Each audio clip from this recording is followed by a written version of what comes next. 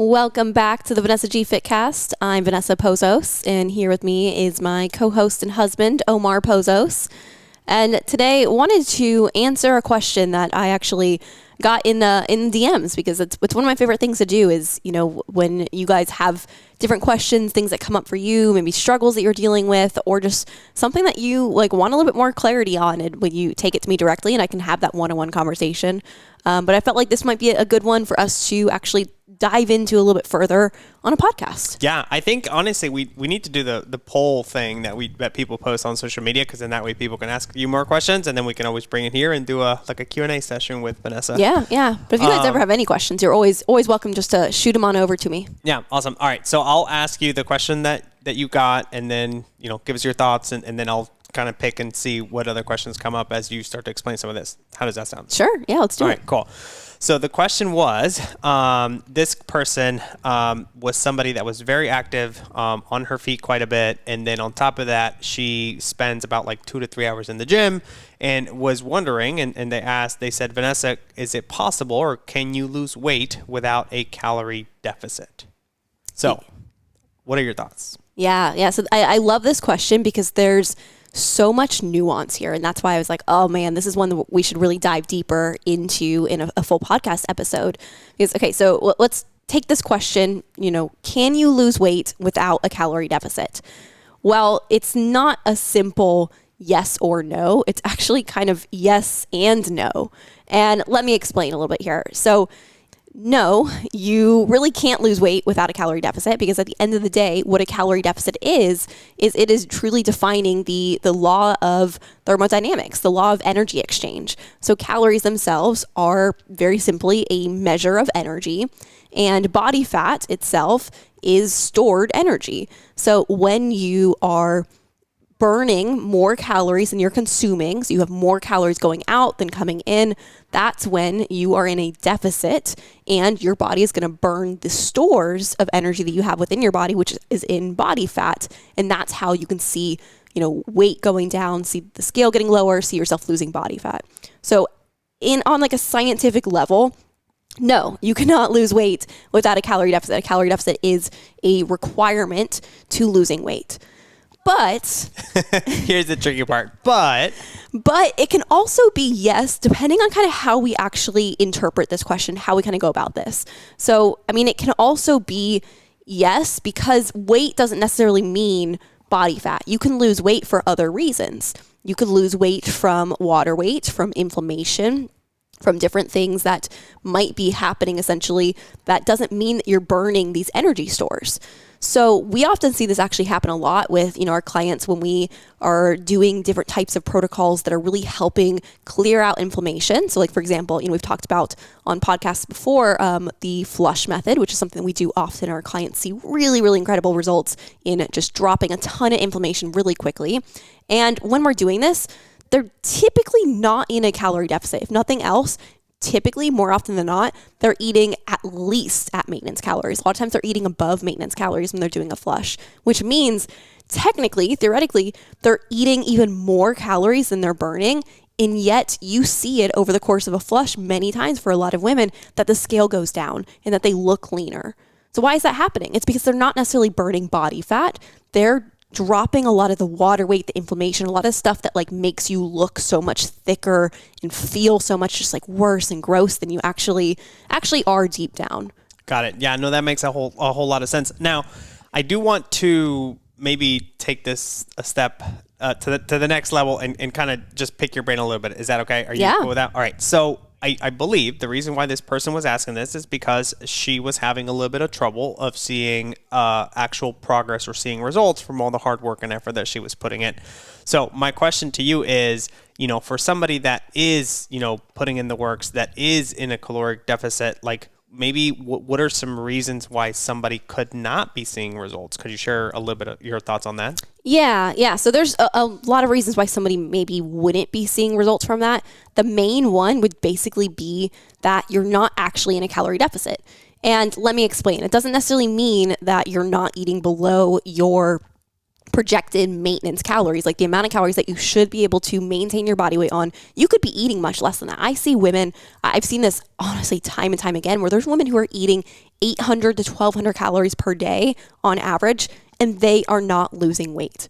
So what does that mean?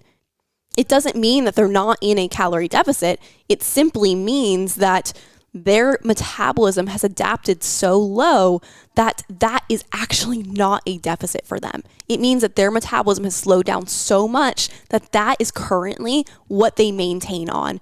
In their body, it'll probably just keep slowing the metabolism down lower and lower and lower the more they cut their calories, because their body will not let go of body fat until it is in a healthy place, until their metabolism is in a good spot, until their hormones are healthy. Your body is going to hold on to that body fat as a protective mechanism. So that would be the main reason I would say that people are not necessarily losing weight, like troubleshooting wise. Another very common thing is that you might think you're in a calorie deficit, but you might not actually be accurately within a calorie deficit. So like this is more common if, let's say, you've kind of calculated what you should be able to lose weight on, and like you're eating maybe like even a normal-ish amount of calorie deficit calories. You're not starving yourself. You're eating, let's say, 1,800 calories, and you're like, this should be a deficit for me, but I'm not losing weight. What the heck? It might be an issue of the fact that maybe there's some different foods, different things sneaking in that are not actually leaving you 1,800 calories. It could be like 1,800 calories of food, but then it's like, oh, but that like extra lick of this, and poured a little extra oil in there when I was cooking it, and had a little sprinkle of this while I was measuring it out, and like just those types of things do add up, and you may just not actually truly be within that deficit that you think you are. Yeah, and then I think to your point too on like inflammation and everything, this person was at the gym 2.5 hours, sometimes 3 hours a day, which is crazy. Mm-hmm. So part of it too is like maybe your body's just inflamed, and it's like the last thing it's going to do is let go of that stubborn body fat if it has all of this inflammation on top of it too, right? Exactly. Yeah. And even if you are just overtraining, your body's just in this constant recovery mode. It's not going to be focusing on burning body fat because it's just constantly focusing on repairing your body. It can't even switch over to that system of burning body fat right now. So there's a lot of nuance. This is why, it really can be a case-by-case basis. We really look at each person, like what is causing their metabolism to adapt and what do we need to do to really recover their metabolic capacity so that they can lose weight without starving themselves. But, we can even kind of come back to this question again and think about, okay, can you lose weight without a calorie deficit? Well, yeah, you can if we're also not necessarily thinking about weight, but if we're defining the concept of losing weight, of just changing your body composition. So a lot of times, and for a lot of women, we can see your body completely change the way it looks, the way it feels, the way you fit into clothes, your measurements, but not really see the scale change. And that is what we call body recomposition. And this often does not happen in a deficit. This most often happens when you're actually eating your maintenance calories, when you're eating, sufficient calories to kind of support your body as a whole. That's where it's just like this constant ebb and flow of like, you're kind of burning some fat some days, you're kind of gaining muscle other days, and you're just kind of like swapping that body fat and that muscle to where the weight doesn't really change. You're just changing how you look.